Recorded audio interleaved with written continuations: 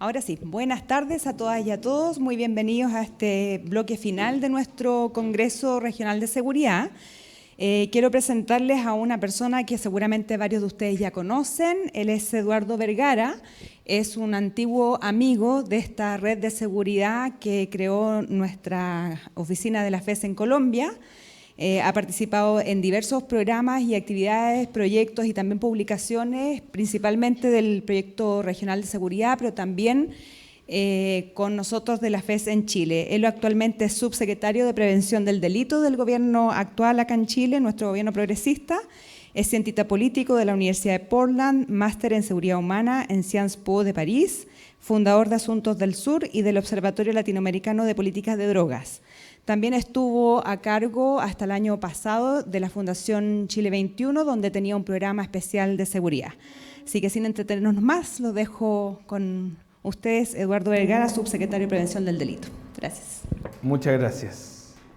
Ahí me escucho como estéreo, que maravilloso. Muchas gracias por la invitación. Quiero pedirles las disculpas que estoy medio tiritón, la verdad que no dormí prácticamente anoche. Estaba en México, tomé el avión y fue un vuelo, por decirlo menos, folclórico. Entonces ha sido un día bien particular, pero así todo tenía muchas ganas de estar acá con ustedes, como muy bien decía Led, y lo destaqué también en México en muchas reuniones.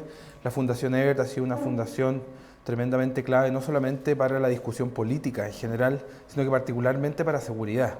Nos ha dado un espacio muy importante por mucho tiempo para llevar adelante discusiones que en su momento también incomodaban, como eran las temáticas de drogas y narcotráfico, anteriormente con un gran trabajo en reforma a las policías, cosas que se adelantó a su tiempo de cierta manera y que también en lo personal pude participar, así que creo que siempre es importante reconocer un muy buen trabajo que se ha hecho en esta región y tremendamente importante y tal vez hoy más vigente que nunca, y de cierta manera todo esto que se ha hecho ha ayudado a quienes tenemos el honor, la responsabilidad de asumir cargos públicos, de llegar no solamente con una preparación, sino que con redes de amigos y amigas, instituciones, expertos y expertas que en el camino también nos van ayudando.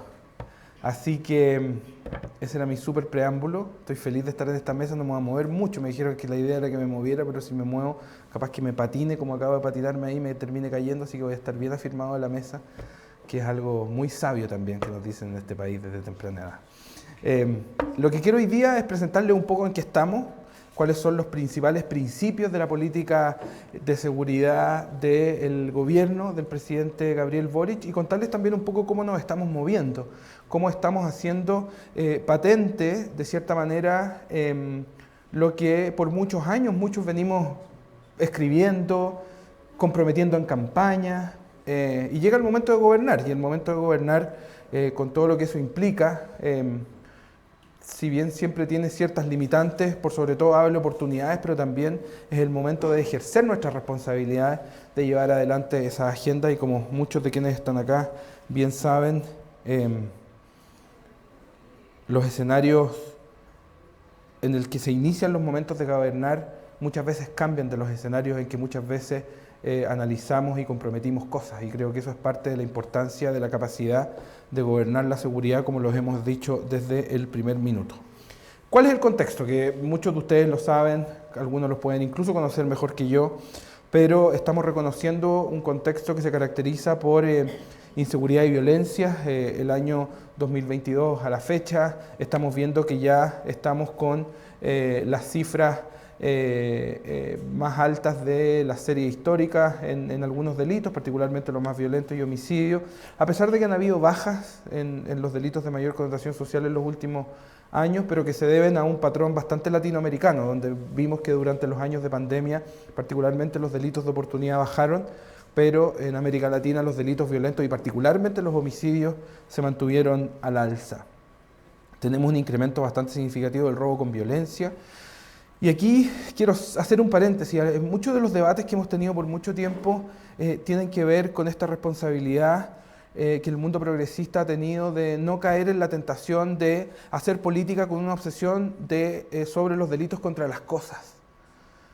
sobre los delitos contra la integridad de las personas. ¿Y a qué me refiero con esto? Que por mucho tiempo, y sigue siendo, es noticia muchas veces el robo de un vehículo, ni siquiera estoy hablando de un robo del vehículo con violencia, más que una violación.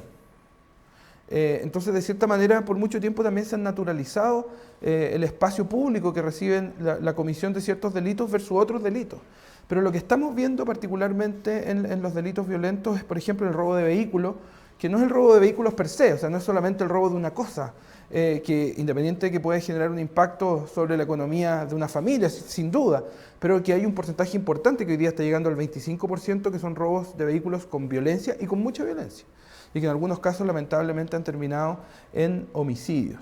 Lo segundo, y esto es tal vez el corazón y lo más importante de lo que prometimos en campaña y que sustenta las primeras acciones que ejecutamos cuando llegamos a la Subsecretaría de Prevención del Delito, particular más que el Ministerio del Interior en su conjunto, es reconocer la distribución desigual de las violencias, pero también de la seguridad. Y en otras palabras, y en simple, significa que ya particularmente desde el año 2017 a la fecha en Chile venimos viendo cómo la relación de pobreza multidimensional y aumentos o bajas en los delitos más violentos era directamente proporcional, en que objetivamente las comunas con menores índices de violencia, de pobreza multidimensional, incluso veían bajas en los delitos violentos. Y las alzas más grandes estaban en las comunas con mayores índices de pobreza multidimensional. Pero además esto se ha visto reflejado por mucho tiempo en la presencia policial y en el rol que cumplen las policías, como también la evaluación de las policías, y de forma más concreta y particularmente sobre lo que hemos decidido actuar, tiene que ver con los recursos de los municipios.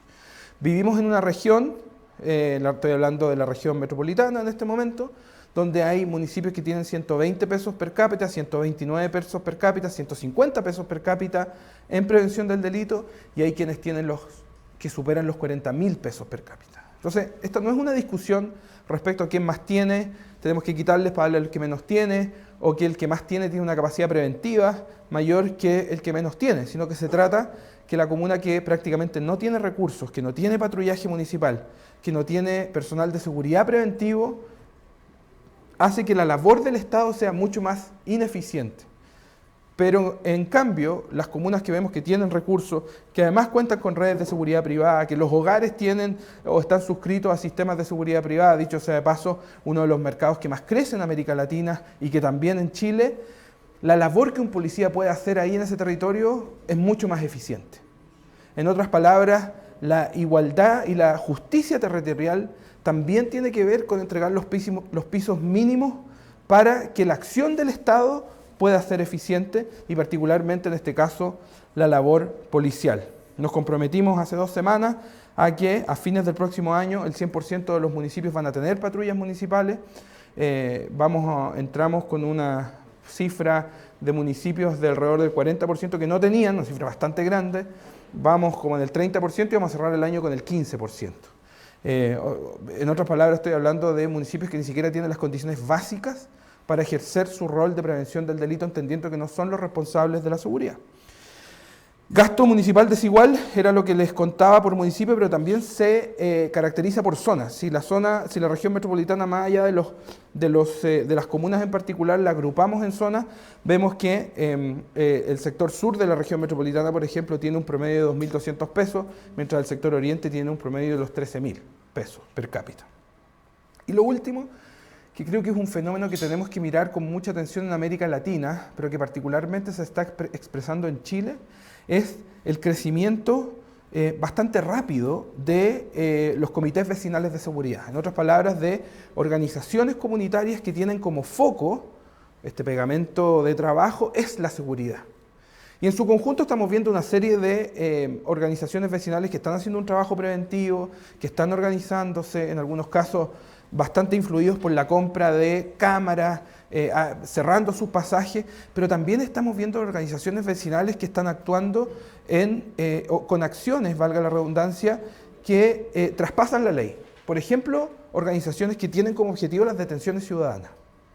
Organizaciones que tienen como objetivo suplantar muchas veces la labor policial o incluso la labor de los municipios. Entonces, ¿por qué es importante? Porque de cierta manera hay una reorganización, cuando la principal preocupación de la ciudadanía en Chile hoy es la seguridad, hay una reorganización en la estructura y el tejido social de las organizaciones barriales en torno a la seguridad. Y ustedes mejor que nadie saben lo que significa cuando la inseguridad se transforma en una arma discursiva, en un arma política, en donde el temor muchas veces se transforma en algo funcional. No quiero decir que la inseguridad y la sensación de inseguridad en este país no sea legítima, muy por el contrario, lo hemos reconocido desde el primer día en el gobierno, pero sí tenemos que poner mucha atención respecto a organizaciones que en algunos casos y en su protagonismo, en su capacidad de ejercer influencia, legítima influencia, en muchos casos están traspasando el rol y que hoy, o que hasta el día de hoy han tenido las juntas de vecinos. Entonces eso no es menor porque las juntas de vecinos, particularmente en Chile, han tenido un rol muy importante. Entonces es un elemento que a nosotros nos parece importante de considerar en este acceso. Ahí les muestro un poco en este gráfico. ¿Dónde ven el gráfico? ¿Lo ven? Ah, ahí está, ya, se perdió, les dije que no dormía anoche. Donde pueden ver, pusimos 4 comunas, cómo se manifiestan particularmente en el gasto municipal per cápita comparado con los niveles de pobreza multidimensional. Incluso esa cifra de 38.000 pesos, nosotros estimamos que ni siquiera es la más alta, porque hay municipios que no informaron cuánta plata tienen, y son justamente algunos de los municipios que creemos que podrían incluso tener un per cápita más alto. Entonces, esa es la realidad en cuanto a la capacidad municipal, que como les digo, no tiene como objetivo final la capacidad municipal misma, sino que la maximización de los recursos.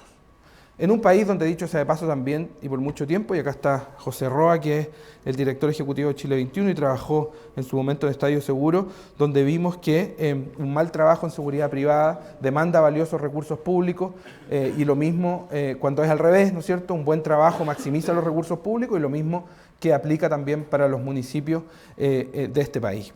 ¿Cuáles son las cifras que estamos manejando un poco, pero bien en términos generales? Vivimos en un país que hasta el año 2021, esto de acuerdo a la NUSC, tiene la sensación de temor más alto desde que hay registro y la victimización más baja de la historia, y eso particularmente marcado por un periodo que, como muy bien estamos dejando claro en el gráfico, se marca por el COVID. De cierta manera, y esto no lo hemos dicho nosotros, lo han dicho muchos países, las mismas Naciones Unidas recomendaron que teníamos que observar con mucha cautela la realidad delictual de los años de pandemia. A nosotros se nos junta un poco también con el año 2019, es que no es responsable ni razonable hacer comparaciones. Hoy día, efectivamente, en muchos delitos estamos viendo que los aumentos respecto al año anterior son bastante significativos. Eso para nada significa bajarle la importancia o el perfil de las cifras, pero sí comparar con el año 2020 y el año 2021 es algo que no es razonable desde el punto de vista de lo comparado, sino que más bien hay que atender las cifras en base a lo que son.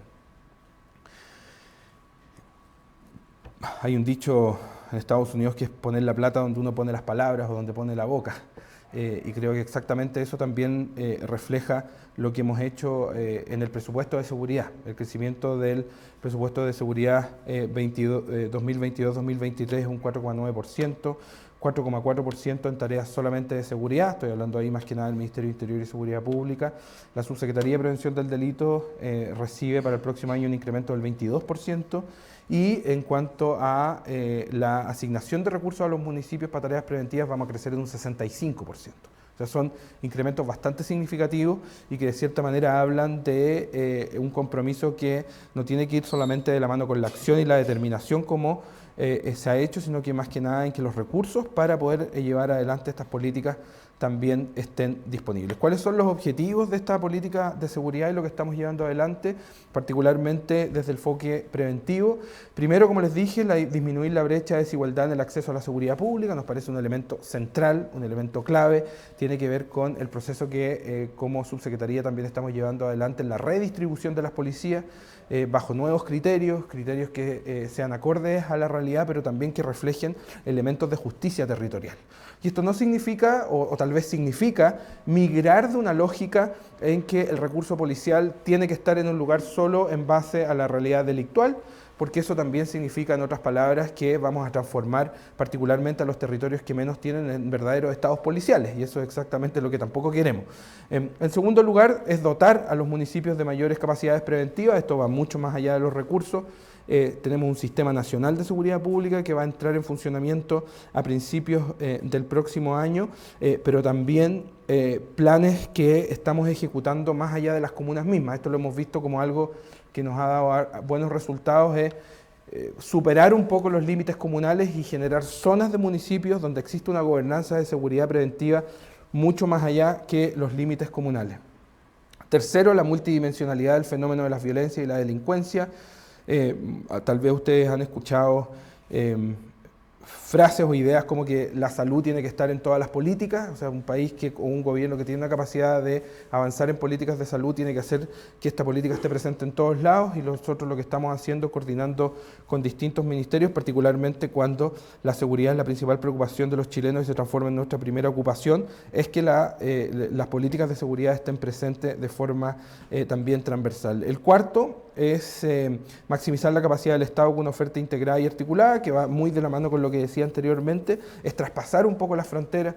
Solo para darles cuenta de algo concreto, nosotros como subsecretaría adjudicamos alrededor de 2.400 millones de pesos en un concurso que existía de forma de dar recursos en lo preventivo. Nos unimos con la Subsecretaría de Desarrollo Regional y de hecho el día de mañana ya vamos a dar cuenta de los primeros resultados de un fondo que creció a los 30.000 millones de pesos. Entonces, creo que también esa es una acción que da cuenta de ir un poco más allá de los recursos particulares del Ministerio del Interior. Los 5, fortalecer la articulación pública-privada. Les voy a dar cuenta un poco de qué se trata eso, pero entendiendo y reconociendo que la responsabilidad de proteger es del Estado, que la responsabilidad de la seguridad últimamente en el sentido de lo último, es la del gobierno, pero si queremos avanzar realmente en seguridad hay que dar pasos fuertes respecto a la articulación público-privada, y estamos trabajando en 12 fuerzas de tarea para llevar adelante aquello. Y lo último es que, y no por ello menos importante, a mí también me toca ser el secretario ejecutivo de la reforma Carabineros de Chile. Estamos llevando adelante un proceso de reforma policial que no parte en este gobierno, sino que parte en el gobierno anterior, para avanzar en niveles de legitimidad necesarios, pero sobre todo eficiencia en la labor policial. Para ir cerrando, las líneas de acción, la principal línea de acción es más seguridad, más equidad, que tiene que ver con el trabajo con el territorio y las comunidades. El segundo es la coproducción de la seguridad con un trabajo público-privado, y lo tercero, el fortalecimiento institucional para la prevención y la seguridad. En el primer eje, como les mencioné, el Sistema Nacional de Seguridad Pública, que crece que es el que crece en un 65% y que tiene como objetivo este mínimo común preventivo. Por ejemplo, que el próximo año todos los municipios de Chile tengan patrulla. El año subsiguiente nos queremos poner la meta de que los municipios cuenten con cámaras y con salas de televigilancia.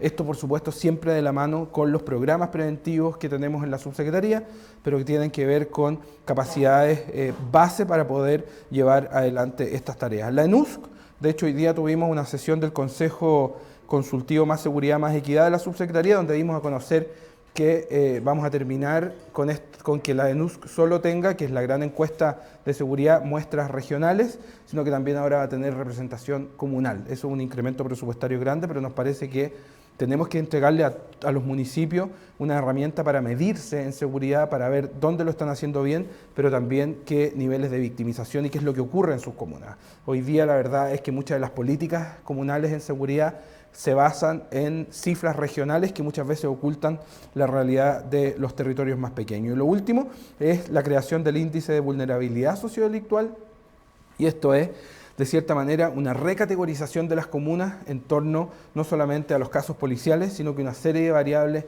entre ellas casos de violencia intrafamiliar, participación de niños, niñas y adolescentes, presupuestos fijos, población flotante, un desafío bastante grande, porque hoy día, si medimos a las comunas solamente en base a la población estándar que tienen, al momento de darles recursos o dotación policial, dejamos particularmente la estacionalidad, cuando algunas comunas ven su población quintuplicada o multiplicada por 10 o mucho más, particularmente en periodos y fechas de vacaciones.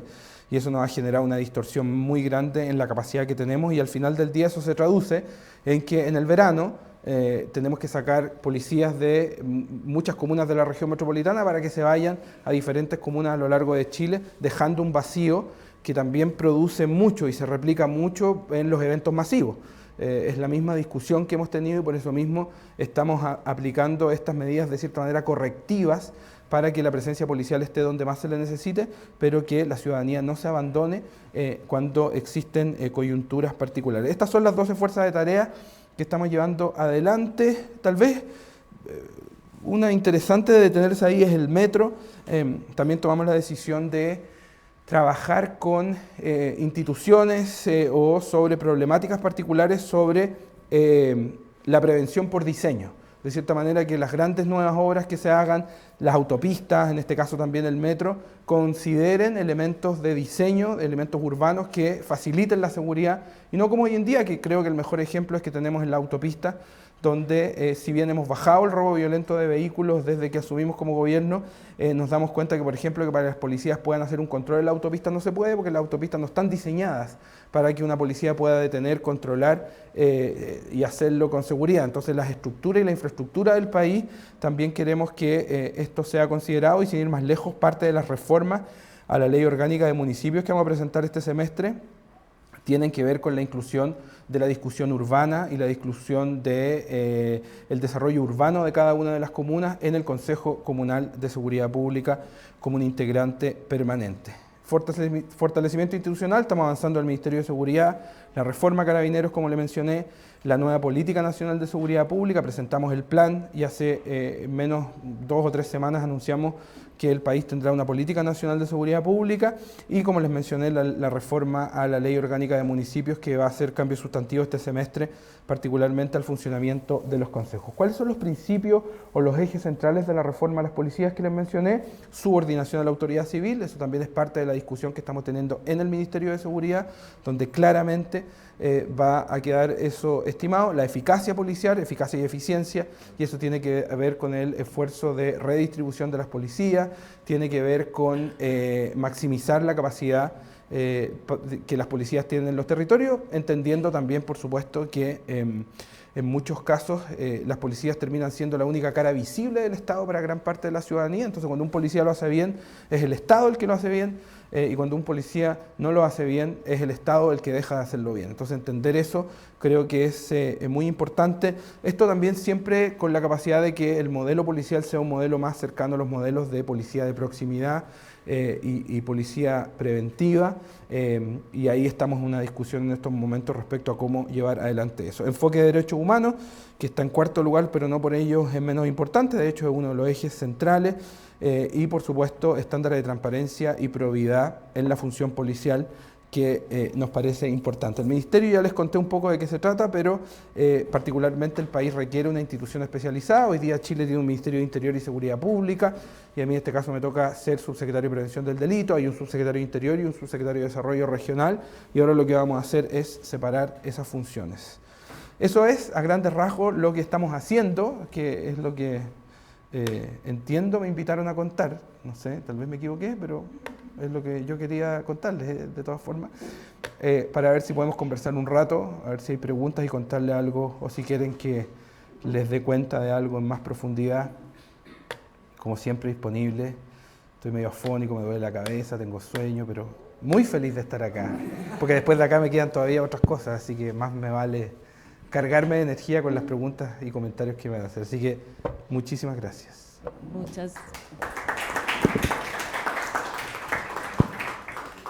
Muchas gracias, Eduardo, por la presentación. Nos alegra también mucho que estés acá. Entiendo lo ocupada de la agenda, y quiero abrir el espacio para preguntas, comentarios.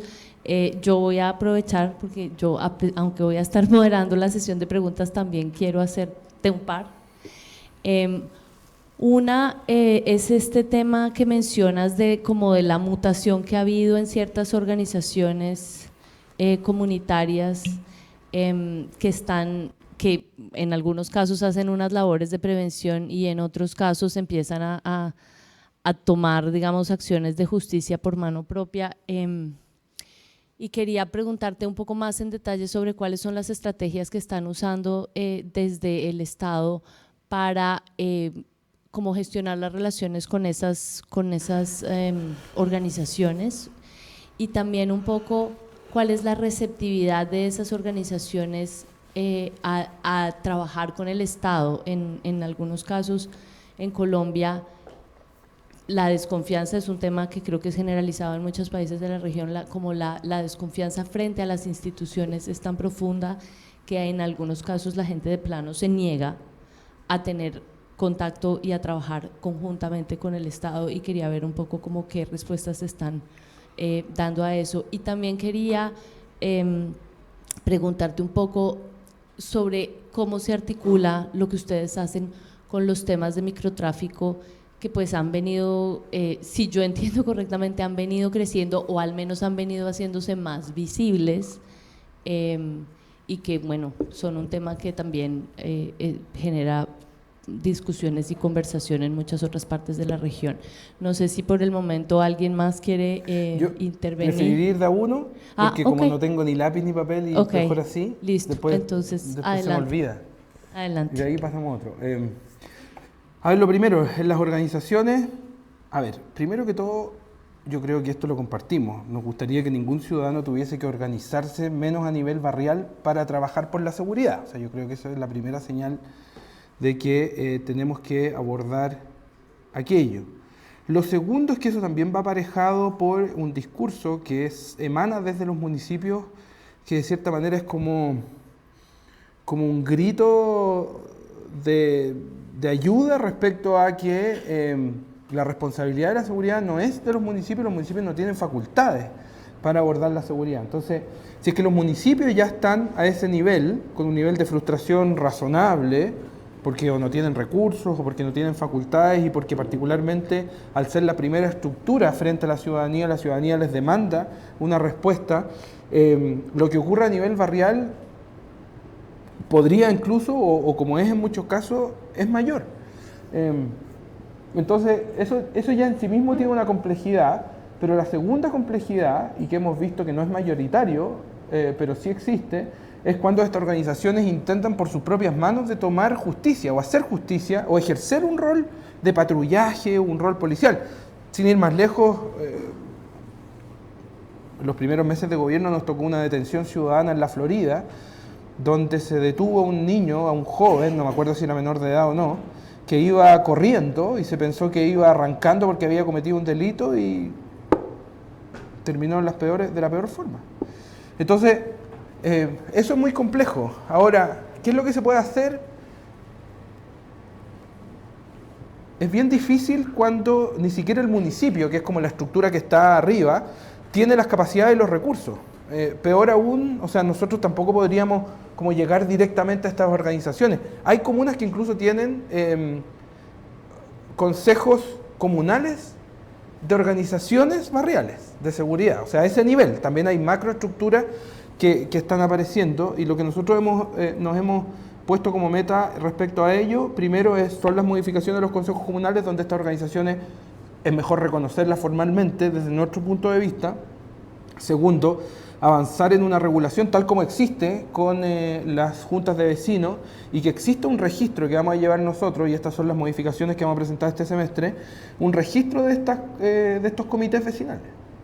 Tal como existe un registro de las juntas de vecinos, estas comités van a tener que registrarse, van a ser parte, vamos a sugerirle un marco de reglas para funcionar, porque nos parece que este es un fenómeno que está totalmente presente, yo diría, me atrevería a decir, en todas las regiones del país. Entonces, eso abre una posibilidad de una oportunidad, son conectores muy importantes porque es el nivel barrial, que es el nivel tal vez más pequeño, pero eso se nos junta con otros factores que tienen que ver con, no quiero decir el poder, pero el rol que pueden ejercer a nivel de presión comunitaria. Entonces, por eso es que nosotros al final del día tomamos la decisión de abordar el fenómeno y de colaborar, más que decir, bueno, no hay que reconocerla o es una mala idea. Y eso me lleva, yo creo que también directamente al fenómeno del microtráfico, porque yo diría que el fenómeno que más genera una sensación de que hay que actuar, no necesariamente sensación de inseguridad, y lo que aparece más en estos comités barriales es el tráfico, es la venta de drogas. Entonces, todos sabemos, quienes están acá, que los modelos de persecución hacia los eslabones más débiles de la cadena terminan siendo nada más que eso, si no hay un trabajo efectivo sobre el narcotráfico, sobre la cabeza de la pirámide, sobre quienes están arriba, porque al final del día el microtráfico se ve expresado, por ejemplo, en que el sistema de castigo en este país, particularmente la privación de libertad de mujeres, tenga porcentajes tan altos por ley 20.000. O sea, hay centros penitenciarios en el norte del país donde estamos hablando de cifras del 60-70% de mujeres que están ahí por infringir la ley de drogas, lo que es un porcentaje bastante alto comparado incluso con otros países de América Latina donde tienen una situación ligada al narcotráfico muchísimo mayor. Entonces, lo que estamos viendo como fenómeno de microtráfico en Chile es bastante similar a lo que ocurre en otros países de América Latina en cuanto a cómo se expresa el fenómeno. No hay una diferencia. Lo que sí es que el fenómeno de los delitos más violentos o los fenómenos asociados a crimen organizado y narcotráfico sí están viendo una presencia de armas que no habíamos visto hace mucho tiempo. Yo diría que ese es como un elemento distinto y que por supuesto va aparejado también del incremento en los homicidios. El año 2020 es el año donde más crecen los homicidios crecen un 20% respecto al año 2019, pero también a medida que los homicidios crecen, va creciendo el porcentaje de imputados desconocidos. En otras palabras, y en simple, muchos de los homicidios, si no gran parte de los homicidios, más de la mayoría de los homicidios que ocurrían, eran en contextos donde era más fácil identificar a quién era, porque era o en un contexto de violencia intrafamiliar, o en un contexto de una riña, en una fiesta, etcétera. Se hacía mucho más fácil la persecución. Y hoy día estamos, si no me equivoco, por sobre el 60 o 70% del porcentaje de los homicidios que es imputado desconocido. Y eso genera un cambio bastante significativo en el mapa de los homicidios y cómo se tratan. De hecho, nosotros hace 2 meses inauguramos en la Subsecretaría de Prevención del Delito un centro para la prevención de homicidios y delitos violentos que trabaja particularmente en 2 pilares. Uno es en la información. Chile es reconocido, ha sido reconocido internacionalmente por uno de los países que tiene los peores sistemas de registro de homicidios, porque son muchas las instituciones que entran acá, Gendarmería, Carabineros, la PDI, el Instituto Médico Legal, etcétera, el Ministerio Público. Entonces, si ni siquiera tenemos los datos claros, es bien difícil actuar.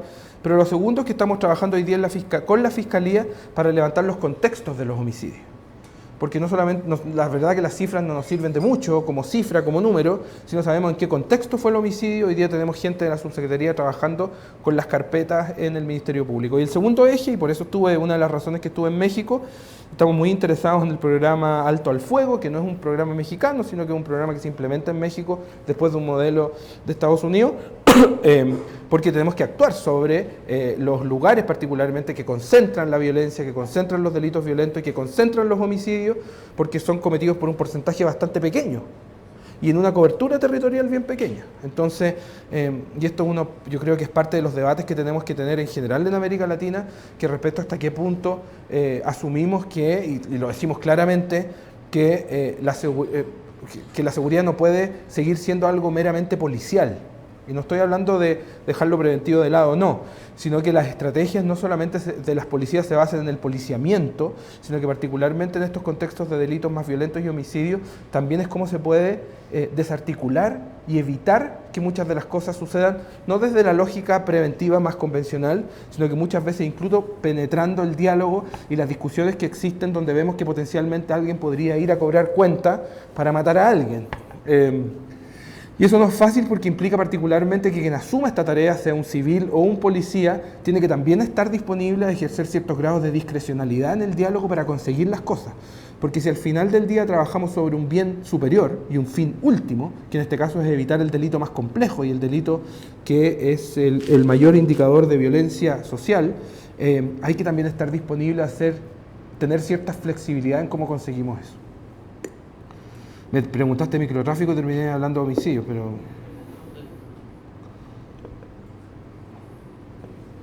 Muchas gracias, igual, muy interesante. Voy a darle la palabra a Mariano, que tiene una pregunta.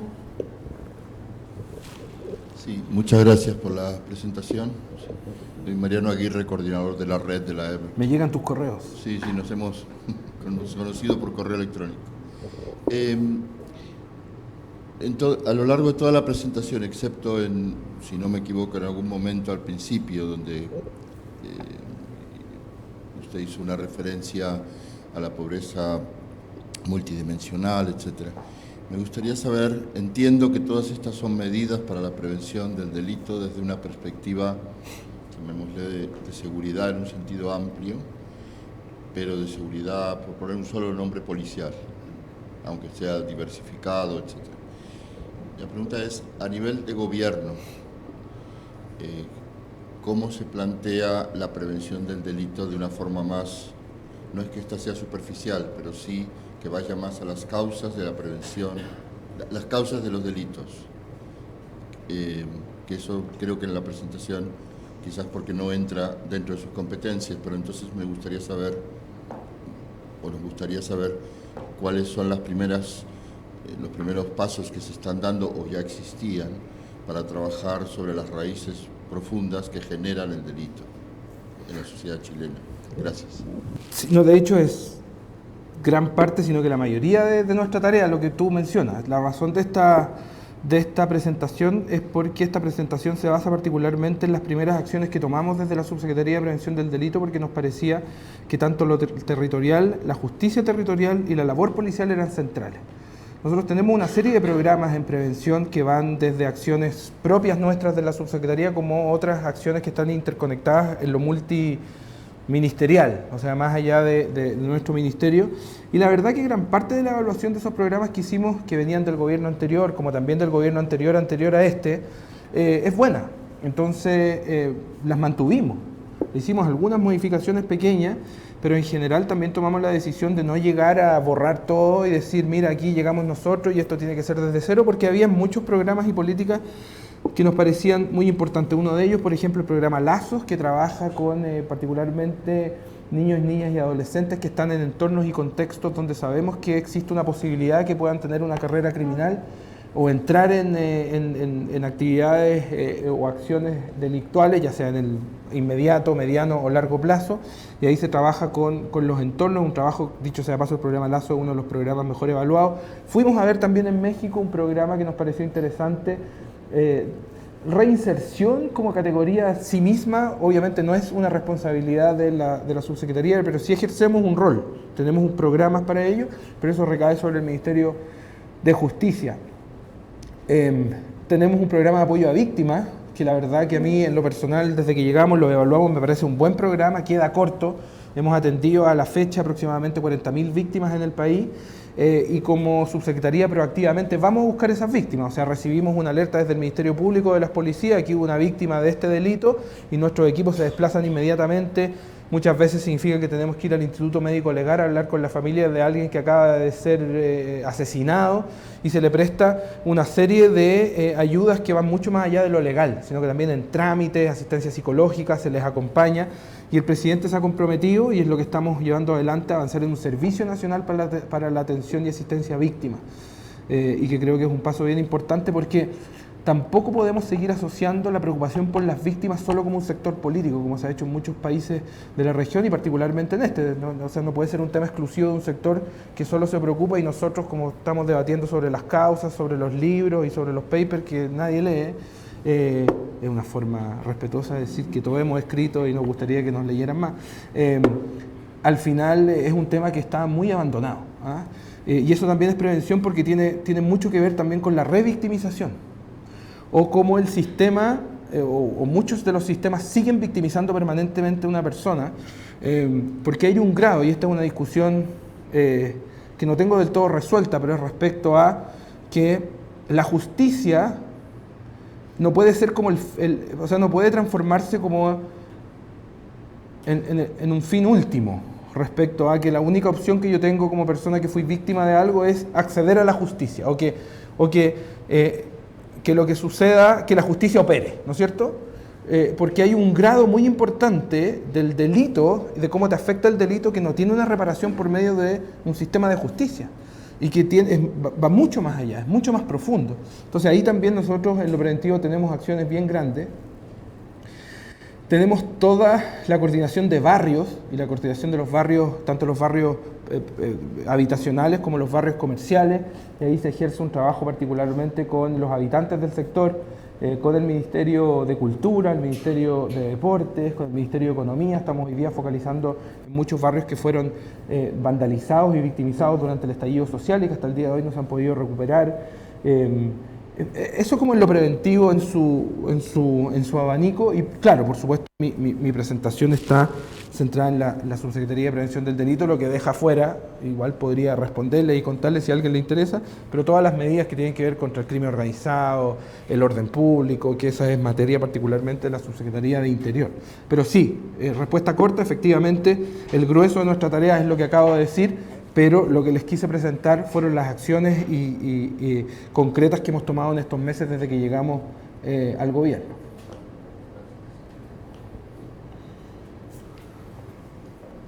Muchas gracias. Buenas tardes, subsecretario. Muchas gracias por compartir. Gusto de verlo, Marco. ¿No? Quería pedirle si puede compartir un mayor detalle en la perspectiva con que el gobierno está abordando la reforma policial y de institucionalidad política. En la región es un tema relevante en general, entonces creo que puede ser mucho interés conocer el gobierno de la reforma. Lo que sí es que se lograron muy interesante, importante, hay algunas cosas numerosas como la de género, pero quizás sería interesante si puede profundizar un poco más respecto a la prevención del trabajo. Primero que todo, este es un proceso que se inicia en el gobierno anterior, en el gobierno del presidente Piñera, el proceso de reforma.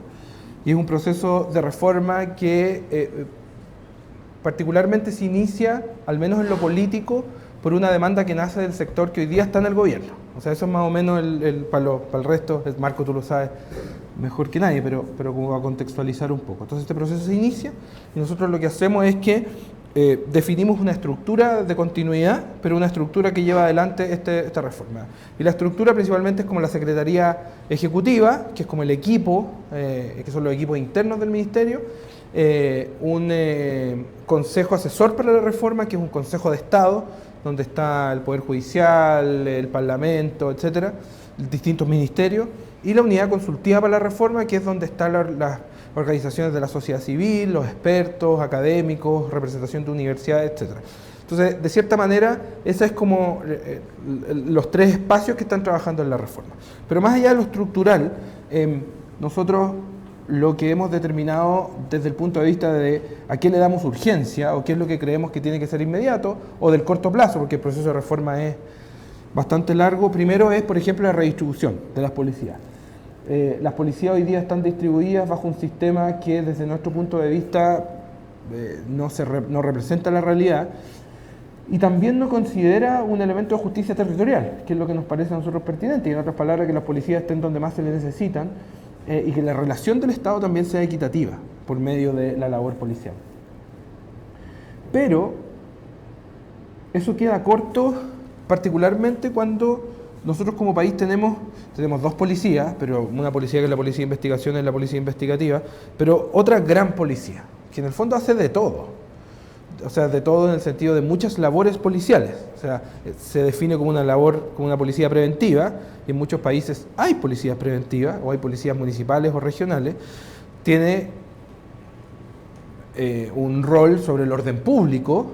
En algunos países incluso hay policías especializadas para ver materias de orden público y otra serie de especializaciones. Entonces, entendiendo esa amplia gama policial, es que lo que estamos haciendo nosotros es, de cierta manera, definir para qué queremos hacer estos cambios. O sea, no es que lo estemos definiendo ahora, pero eso es lo que se definió, para qué queremos estos cambios. Y al final del día, el proceso de reforma lo que esperamos es que permita una policía, primero que esté donde más se necesita, que tenga eficiencia en su labor. No sé qué tanto este fenómeno estará presente en otros países, pero yo no creo recordar una comuna del país donde yo haya ido y no me hayan pedido más carabineros. O sea, desde que llegué a la subsecretaría no recuerdo una. Entonces hay una demanda por policías porque también hay una cultura, que no me atrevo a decir que está en toda América Latina, pero sí definitivamente acá, donde se espera que la seguridad se resuelva por medio de los policías. O sea que la única forma de solucionar mis problemas de inseguridad es que, como los tengo y como existen, yo necesito más policías para que esos problemas no existan. Y eso de cierta manera ha sido un error que hemos cometido por años respecto a que también sectores que han gobernado en América Latina, en su conjunto, han tratado la seguridad como un fierro caliente, que es como yo no me quiero hacer cargo de esto, no quiero hablar de esto, este no es un tema de nuestro sector. Entonces, en consecuencia, le entregamos la seguridad a la labor policial, lo que es desde nuestro punto de vista, desde mi punto de vista, un error muy grande, porque al final generas que la única solución que se vea en lo público sea que esto solo se soluciona con más policía. Y como no tenemos más policía, por diferentes razones, y tampoco es bueno ampliar el cuerpo policial simplemente levantando la barrera y decir metamos más gente para que tengamos más policía, porque eso ha demostrado que baja mucho también los niveles de las capacidades de la policía, tiene que ver con la eficiencia. Y la eficiencia no se consigue solamente con una reforma policial, sino que también por eso en paralelo va por el aumento de los recursos municipales, la responsabilidad de los privados y otras fuerzas o sinergias que están demandando labor policial. O sea, cuando yo tengo un partido de fútbol o una maratón en la región metropolitana y necesito para esa maratón 1.400 carabineros, y cuando hay comunas que tienen 20 carabineros en uno de los 3 turnos o 2 turnos, porque en muchas cosas, pues, o sea, lo que significa es que yo estoy sacando recursos. Entonces, al final del día, la eficiencia se limita a que yo muevo los recursos policiales y particularmente a una actividad que además es una actividad con lucro, donde se internaliza la ganancia de todo lo que yo gano en un partido, en un concierto, y externalizo la pérdida en la fuerza policial. José Roa me lo enseñó esto a temprana edad. Entonces, por eso tiene que ir muy de la mano. Lo tercero, y que tiene que ver con el enfoque de derechos humanos y el enfoque de género, y esto es por distintas razones, pero una de ellas, de derechos humanos, es porque toda acción policial tiene que estar y tiene que ser llevada adelante en el marco del respeto de los derechos humanos, y eso también son discursos que se desdibujan muchas veces en el contexto latinoamericano, y es como nos vamos a los extremos.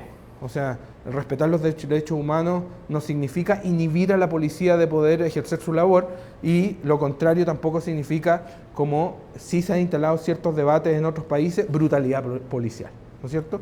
Entonces, eso es fundamental, y el enfoque de género tiene que ver con que muchas de las funciones policiales tampoco hasta el día de hoy tienen ese componente, y que tiene que ser un componente transversal más que solo un objetivo por sí mismo o solo un eje, pero también tiene que ver con que quienes asumen las responsabilidades policiales también tengamos una diversidad de género que sea representativa del país. O sea, las policías, y esto ustedes lo saben mejor que yo, uno de los elementos que ayuda mucho a la eficiencia, a la eficacia y a la legitimidad de las policías es cuando las policías también reflejan las sociedades donde ejercen. Una policía que es lejana y que es distinta tiene un desafío muy grande, contrario a una policía que es también un poco más reflejo de nuestra sociedad. Y lo otro tiene que ver, que es como lo otro, no como que fuera poco, sino que viene el gran mundo del orden público, de los protocolos, de la relación de las policías en el día a día, y en eso en particular estamos hoy día evaluando el plan de Carabineros. Se están haciendo los comentarios que como gobierno tenemos que hacer para determinar dónde y cómo tienen que existir las modificaciones necesarias para los protocolos particularmente. En otras palabras, cómo la policía actúa. Y en la base de todo eso están las reformas administrativas, y que una de ellas es que las policías estén en la calle ejerciendo su labor policial y no ejerciendo labores que podría ejercer un civil, que podría ejercer otra persona, incluso dentro de una comisaría, pero también particularmente en las labores administrativas y en las labores financieras. Y eso también nos lleva a la transparencia, más allá de la transparencia de lo que se está haciendo dentro de las policías, sino que también particularmente con la información. Y una de las cosas concretas que estamos haciendo, que en las próximas semanas o máximo en un mes más, ingresaremos el reglamento del STOP.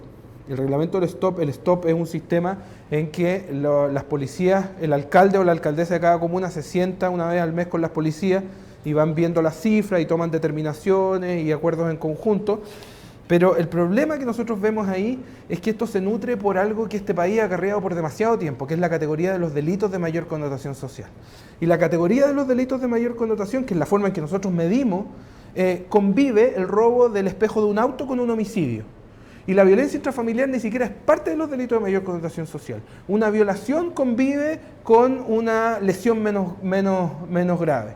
Entonces hay una serie de delitos que conviven en la misma categoría, y si yo al final quiero bajar ese número de delitos, bueno, es mucho más fácil que me dedique a bajar el robo de objetos de vehículo y hago una labor policial que me va a bajar en cientos los delitos, pero mantengo los delitos más graves, que como son en número menos, y los comparo en la misma categoría, en la misma. Entonces lo que hicimos nosotros y que estamos presentando ahora en el reglamento son 3 nuevas categorías en base al daño, donde un delito contra las cosas no va a tener el mismo peso que el delito contra una persona o la integridad, pero además estamos sumando una categoría de crimen organizado y narcotráfico para que también puedan existir estas discusiones, no solamente en el marco de los delitos de ley de armas y ley de drogas, sino que también en otros fenómenos que ayudan a entender un poco cómo estos fenómenos se están expandiendo en algunos sectores donde el Estado se contrae y donde en otros afortunadamente se contrae y el Estado se expande o se suple por la capacidad de ingresos que tiene la comuna para subsidiar de cierta manera con seguridad privada. Entonces, eso yo diría que en términos generales, pero al final del día yo diría que necesitamos una policía que esté donde más se le necesita, que haga su trabajo para proteger a las personas, que son conceptos que suenan bien simplistas, pero al final del día no son tan simples. Eduardo, muchísimas gracias. Ya estamos pasados un poco de la hora a la que te habíamos dicho que sí, pero irte. Yo por mí me quedaría... José Roa tiene otra pregunta ya, no lo puedes discriminar, que ha sido el más mencionado, entonces después se me enoja. No, sí, mira, ¿qué hora es? 5:30. Igual yo puedo estar un rato más. Sí. También igual aquí necesitamos... Estoy tomando agua. Sí. Si no hay inconveniente. Una pregunta a propósito de seguridad y democracia. Mostrabas datos a propósito de la estabilidad de los delitos, incluso la baja, pero sin embargo la percepción de inseguridad va al alza. Y uno diría, ¿de qué sirve la democracia si la gente no se atreve a salir de sus casas? ¿Cierto? Y frente a eso, la respuesta o de los populismos o de los fascismos, ¿cierto? Son respuestas simples y que hacen un cierto sentido a la población y al Congreso, ¿cierto? Y de eso da cuenta esta como hiperinflación de las penas, de los delitos contra las cosas y esta subvaloración respecto a los delitos contra las personas. Entonces, para añadir solo un ingrediente adicional, y esto va muy de la mano además con las libertades, porque de alguna manera las libertades están en riesgo cuando el delito de alguna manera se ha infiltrado en esos marcos de libertades, ¿cierto? Entonces uno diría, y que entre paréntesis son las libertades de las luchas progresistas. Entonces el derecho a la libre expresión que se juega en las calles, vemos expresiones que son delictuales. Los derechos de los pueblos originarios está también con expresiones que son delictuales, que no son parte de esas causas, que de alguna manera se entremezclan y utilizan esos escenarios para realizar actividades delictuales y no propias de la causa. En materia de vivienda también hemos visto, a propósito de las tomas, expresiones que son derechamente delictuales. Y podríamos hacer un listado, ¿cierto?, de esas causas y cómo el crimen ha buscado en esos escenarios un espacio para desplegarse y desnaturalizar o desfigurar causas que son legítimas. Entonces la pregunta es por ese desafío, porque de nuevo, la respuesta desde los populismos y los fascismos va a ser restringir las libertades, que es una respuesta sencilla y hay gente que está dispuesta a pagar ese precio por una mayor percepción de seguridad. Entonces la pregunta es, más o menos, ¿qué reflexión nos podría compartir en torno a eso? ¿Qué pista? Porque evidentemente es un problema complejo que no tiene una solución simple. O sea, primero yo diría que desde mi punto de vista no hay nada más progresista o nada más de izquierda, como lo quieran llamar, que la seguridad. pero pareciera que por muchos años a nivel latinoamericano hemos hecho justamente lo contrario, que es adoptar un discurso ajeno, es tratar la seguridad como un fierro caliente, es desligarse de responsabilidad y asumir que esas son tareas que otro tipo de gobierno tendría que asumir. Y ese vacío lo que ha generado es muchas cosas. Primero, una incapacidad de tener un modelo propio. Y frente a la ausencia de modelo, normalmente lo que ocurre es que se adopta otro modelo y uno termina haciendo lo peor que los padres del modelo o las madres del modelo. Pero también genera que exista incapacidades de capacidades, estoy redundando harto, pero una incapacidad de capacidades técnico-políticas para asumir tareas de seguridad. Y eso yo creo que quienes están acá lo saben mejor que nadie, que ha costado mucho. O sea, creo que tenemos grandes intelectuales a nivel latinoamericano, expertos, expertas, académicos, se escriben cosas muy importantes, pero al momento de llegar a trabajar la seguridad, desde lo local, desde lo municipal, desde lo barrial, hasta lo ministerial, en este caso, hay ausencias bastante grandes. O sea, no tenemos teorías a las que podemos mirar, pero bien poco programa que podamos decir, oye, pero este es el estándar. O sea, lo que hizo este municipio, lo que se hizo este país, es un modelo exitoso en seguridad y es nuestro. O sea, podemos llevarlo adelante. Yo creo que eso primero es un problema, un gran problema. Y lo segundo es que frente a ese problema, muchas veces cuando se hacen acciones de demostración de presencia y demostración de fuerza, terminamos fomentando un modelo de desplazamiento de los delitos o desplazamiento de la realidad delictual que en muchos casos los mueve a lugares donde hay menos Estado. Y en esos lugares donde hay menos Estado, el crimen y la actividad criminal se instala, se enquista de una manera mucho más fuerte. Y después vamos por ese mismo lugar y lo movemos a otro lugar, o se mueve a otro lugar donde incluso menos Estado.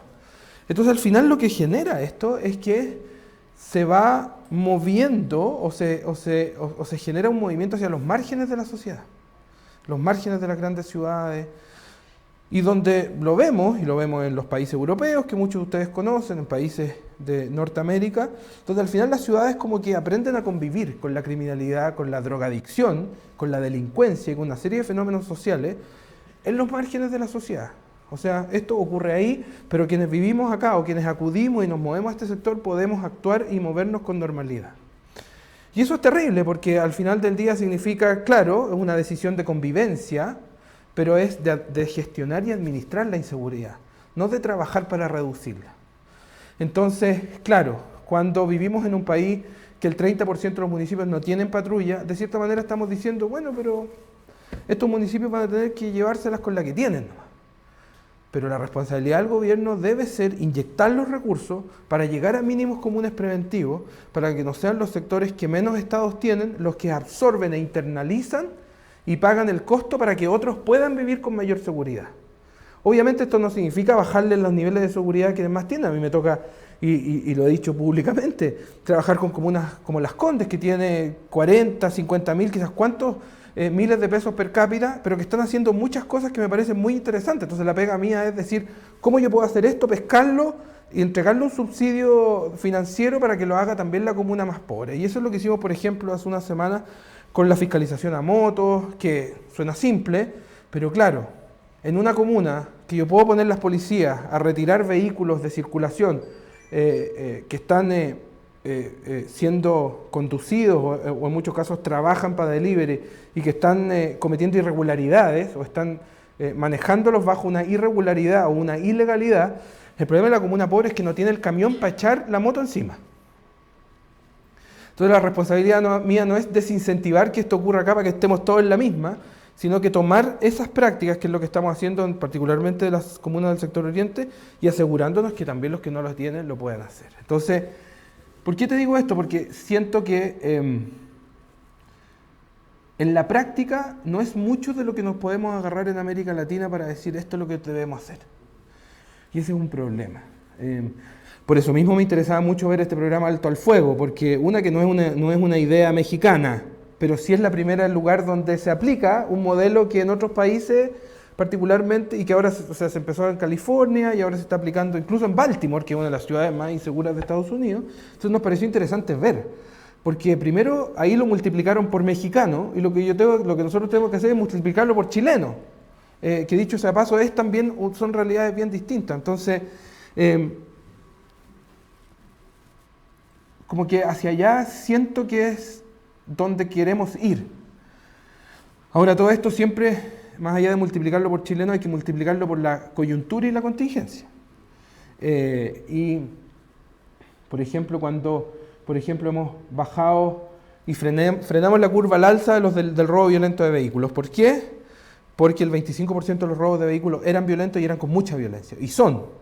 Frenamos la curva al alza, vamos a la baja. La semana pasada fue la cifra más baja desde marzo.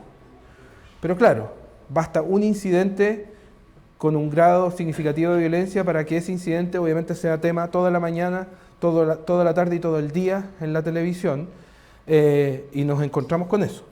Entonces, claro, cuando damos buenas cifras no es para, y lo decimos reiteradamente, no es para festejar, no es para nada. Entonces también uno, claro, anda como un poco cauto con eso y a lo mejor no lo debería hacer, porque claro, porque hay otros actores que a la primera baja es como celebración, lo estamos haciendo bien, pero mientras existan víctimas, aunque sean pocas, yo creo que hay que ser bien cuidadoso también como uno trata eso. No sé si respondí algo la pregunta, pero al final, como la tuya era una reflexión, yo te devolví otra.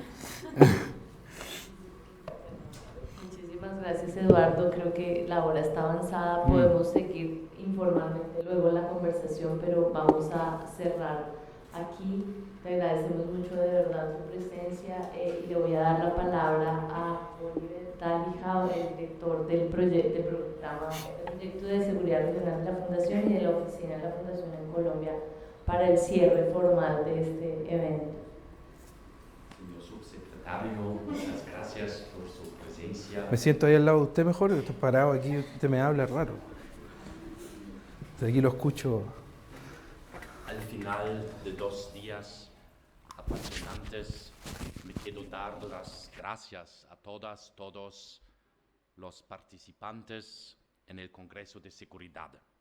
Muchas gracias a las compañeras de la Oficina de Chile, Cecilia, Arlet, Sara y todas las otras colegas por la organización en Santiago de Chile y la buena cooperación. Muchas gracias. Muchas gracias también a todas las colegas de la Oficina de Colombia, Catalina y María Alejandra, pero también a Mariano, por la calma y las ideas que hicieron posible este congreso. Muchas gracias a todos los expertos y los moderadores de cerca y de lejos por las innovadoras contribuciones y la orientación a través de los paneles. Y por supuesto, muchas gracias a nuestras colegas de la interpretación y de tecnología. Esto era importante para garantizar que la conferencia se desarrollara sin problemas y muchos participantes pudieran seguirnos virtualmente. Gracias por eso. Nosotros, como Fundación EBAT, seguiremos trabajando en el tema de seguridad al nivel regional y nacional y estaremos encantados de seguir en contacto con ustedes. Por hoy les deseo que descansen, que pasen una buena noche y que tengan un buen viaje de vuelta. Vamos a vernos pronto. Muchas gracias.